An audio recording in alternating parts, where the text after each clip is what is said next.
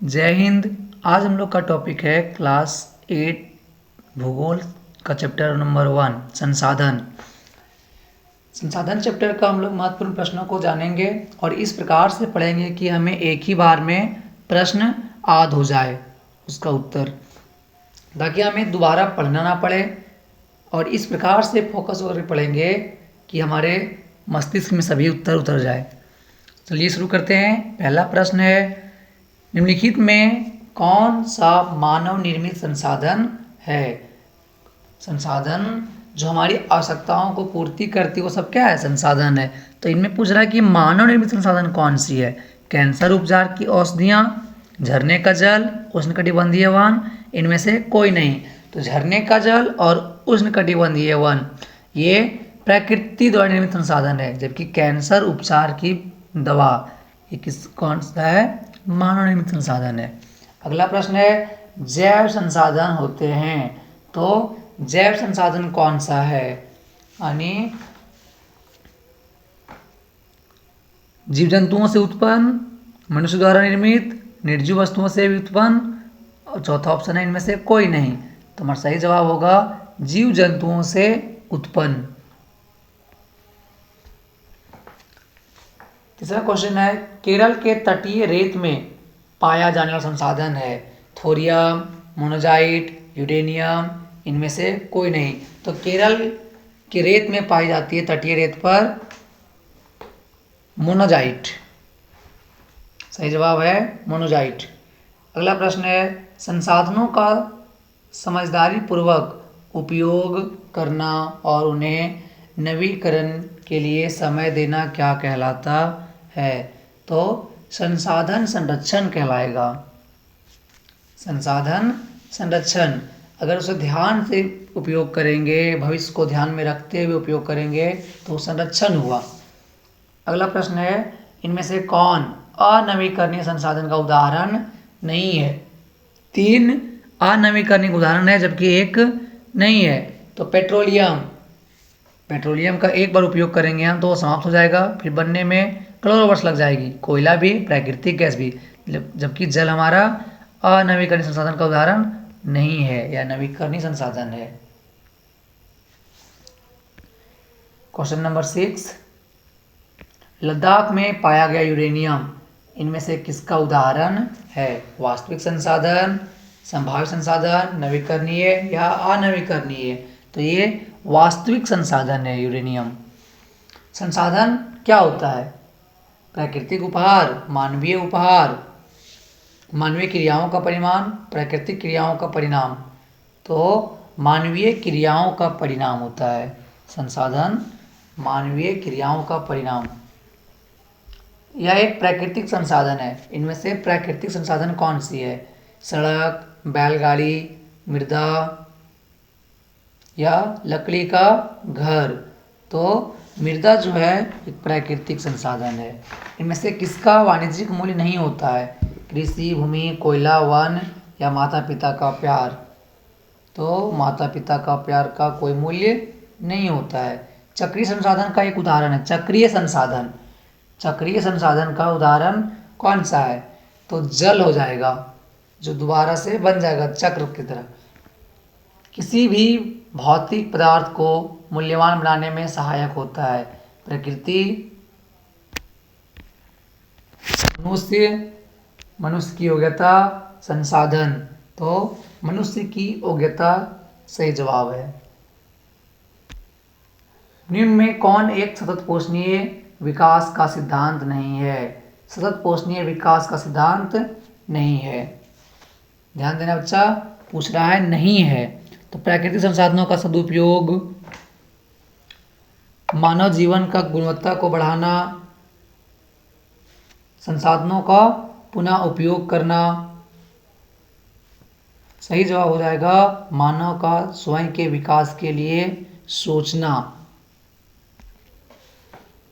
प्रधानमंत्री कौशल विकास योजना किनके लिए चलाई जा रही है? प्रधानमंत्री कौशल विकास योजना युवाओं के लिए चलाई जाने वाली योजना है। शारीरिक एवं मानसिक शक्ति का विकास निम्न में से किसकी सहायता से हो सकता है? तो शिक्षा से, तकनीक से, स्वास्थ्य एवं कौशल से, तीनों से हो सकती है।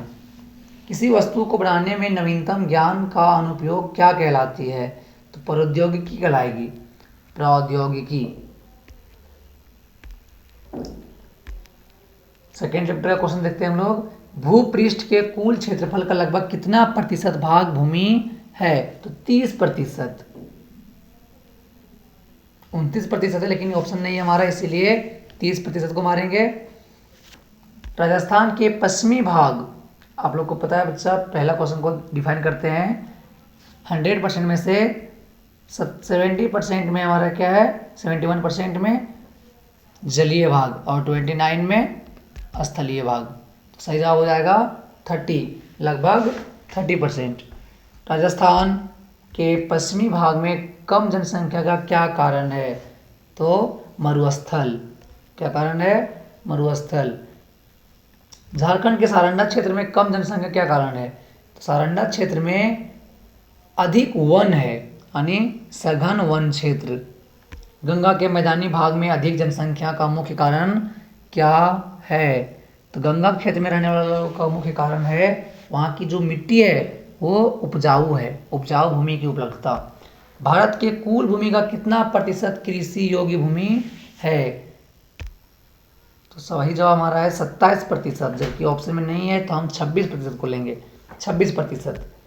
निम्न में से कौन भूमि संरक्षण का एक उपाय है? भूमि संरक्षण का एक उपाय, अगर हम वन रोपण करेंगे तो हमारा भूमि संरक्षण होगा। अति चराई करेंगे तो और विनाश होगा, खनन से भी विनाश होगा, कीटनाशकों का उपयोग से भी विनाश होगा, लेकिन वन रोपण करेंगे तो हमारा भूमि संरक्षित होगी। निम्न में से कौन सा एक कारक मृदा निम्नीकरण में सहायक नहीं है? मृदा निम्नीकरण में सहायक नहीं है। वनीकरण, अतिचारण, भूस्खलन और वनोन्मूलन। तो वनीकरण जो है सो सहायक नहीं है। अगर हम वन को लगाएंगे तो मृदा निम्नीकरण नहीं होगी। निम्न में से कौन सा कारक मृदा निर्माण में सहायक नहीं है? मिट्टी बनाने में कौन सहायक नहीं है? समय, जैव पदार्थ, जलवायु, तीनों है, जो कि मृदा का गठन नहीं होगी। निम्नलिखित में कौन सी विधि तीव्र ढालों पर मृदा अपरदन को रोकने के लिए सर्वाधिक उपयुक्त है? तीव्र ढालों पर मृदा अपरदन को रोकने के लिए रक्षक, मेड़बंदी, मिल्चिंग, समोच्च रेखीय जुताई, शुष्क कृषि। तो समोच्च रेखीय जुताई रोकने के लिए सर्वाधिक उपयुक्त है। मृदा की ऊपरी परत से आधार चट्टान तक कितने स्तर होते हैं? तो 4 स्तर होती है इसका, 1 2 3 नहीं बल्कि 4। निम्न में से कौन मृदा संरक्षण का एक विधि नहीं है? रक्षक मेड़बंदी है, फसल आवर्तन, नियंत्रित पशुचारण, अतिचारण। तुम्हारा सही जवाब हो जाएगा अतिचारण।